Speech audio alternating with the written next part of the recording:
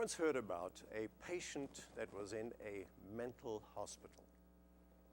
This patient had the habit of going up to the wall and putting his ear right against the wall, as if listening for something.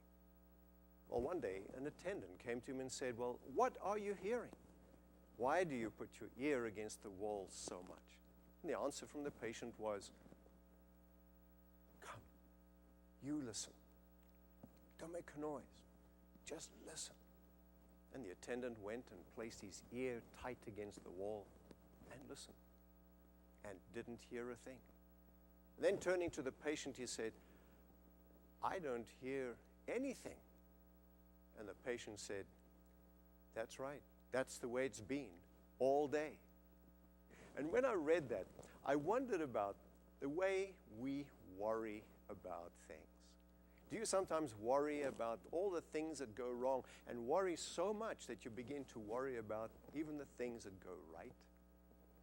We do tend to worry. Maybe certain personalities more than others. But here's what the good news is. Psychologists, maybe those who didn't have much better to do with their time, have figured out that 40% of the things that we worry about never materialize, never happen. And another 30% of the things we worry about have already happened, so there's nothing we can do about them. That's already 70%. They figured out that another 12% of the things we worry about have to do with our health. And another 10% are things we worry about that are so insignificant, that are minor issues.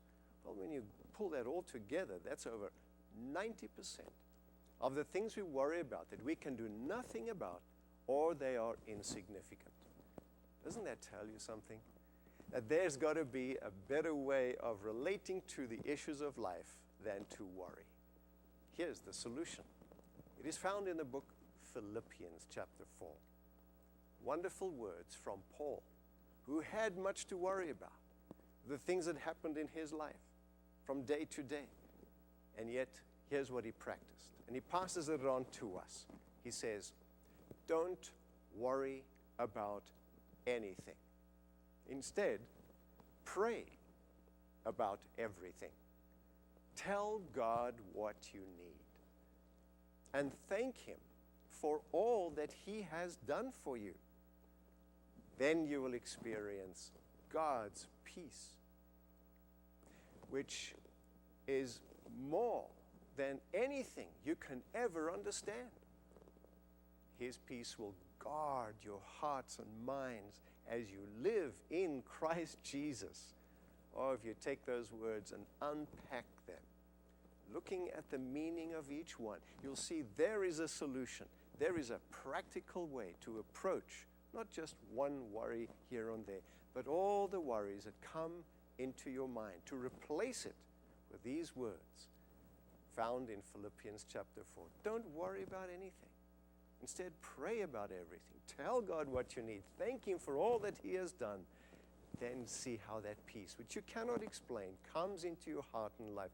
And that peace guards your heart and your life as you live in Christ Jesus. What a wonderful gift God gives to us as the challenges and the difficulties of life come our way. If you'd like to know more about the Fletcher Seventh-day Adventist Church, you can find audio files there of previous sermons. You'll find our calendar of events, and you'll discover that this church is a place that lifts Jesus up and loves people in. The website is fletchersda.org. Thank you for watching.